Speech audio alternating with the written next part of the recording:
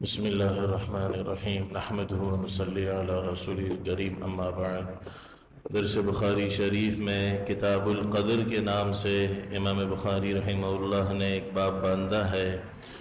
یعنی اللہ کی تقدیر اور فیصلوں سے متعلق روایت اس میں ایک ایسی پیش کی ہے جس میں انسان کے بارے میں ماں کے پیٹ میں جو فیصلے ہو جاتے ہیں اس کو ذکر فرمایا ہے۔ حضرت عبداللہ ابن مسعود رضی اللہ عنہ راوی ہیں کہ اللہ کے نبی صلی اللہ علیہ وسلم جو کہ سچے ہیں، آپ نے ارشاد فرمایا کہ تم میں سے ہر ایک کو ماں کے پیٹ میں 40 دن تک ایک ناپاک قطرے کی صورت میں جمع کیا جاتا ہے،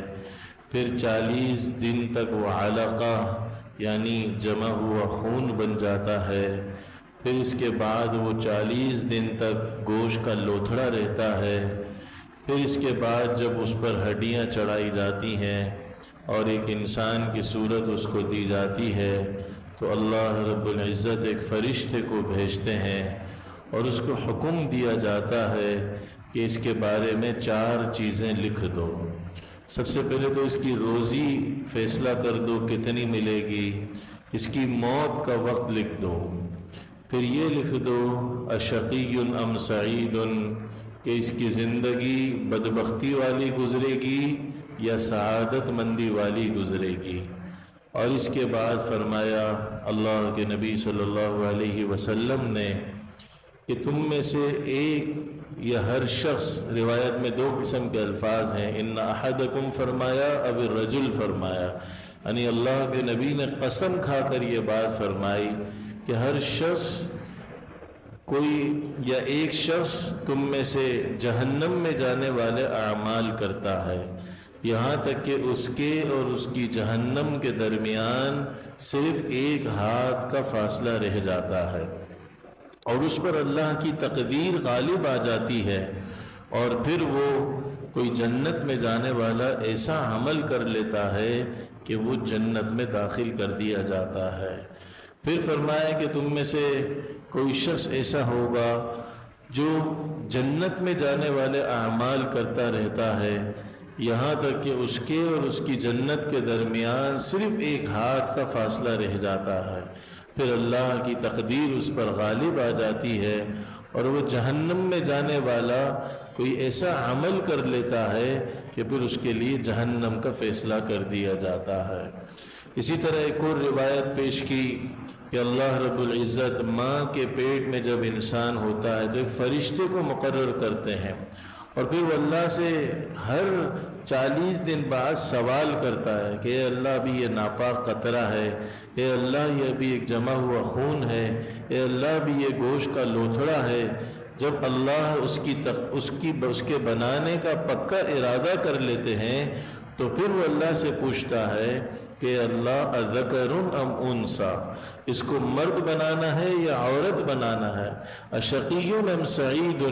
یہ جہنمی ہے کہ جنتی ہے، فمر رزق فمل اجل، اس کی روزی کتنی ہوگی، اس کا وقت کتنا لکھنا ہے۔ تو یہ ساری چیزوں کے فیصلے اس کی ماں کی پیٹ میں ہو جاتے ہیں۔ تو بھائی دعا ایسی چیز ہے جو تقدیر کو بھی پلٹ دیتی ہے، صدقہ ایسا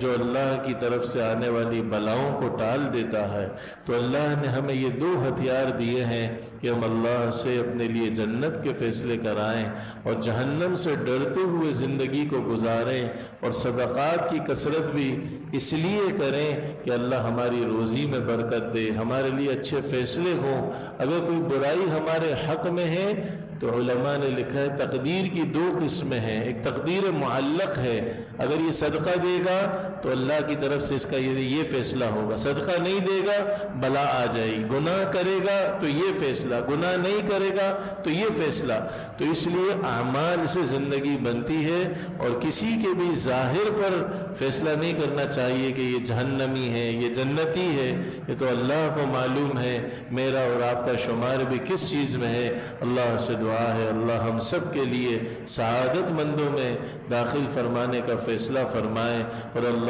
بدبختی سے جہنم میں جانے والے اعمال سے اللہ ہماری اور پوری امت کی حفاظت فرمائے۔ وآخر دعوانا الحمدللہ رب العالمین۔ اللهم صل على روح محمد في الأرواح، وصل على جسد محمد في الأجساد، وصل على قبر محمد في القبور. اللهم صل على سيدنا مولانا محمد كلما ذكره الذاكرون وكلما غفل عن ذكره الغافلون. اللهم صل على سيدنا مولانا محمد صلاة تنجينا بها من جميع الأهوال والآفات، وتقضي لنا بها جميع الحاجات، وتطهرنا بها من جميع السيئات، وترفعنا بها عندك أعلى الدرجات، وتبلغنا بها أقصى الغايات من جميع الخيرات في الحياة وبعد الممات، إنك على كل شيء قدير. جزا الله عنا محمد صلى الله عليه وسلم ما هو أهله. يا رب صل وسلم دائما أبدا على حبيبك خير الخلق كلهم، وصلى الله وسلم على خير خلقه محمد وعلى آله وصحبه أجمعين برحمتك يا أرحم الراحمين.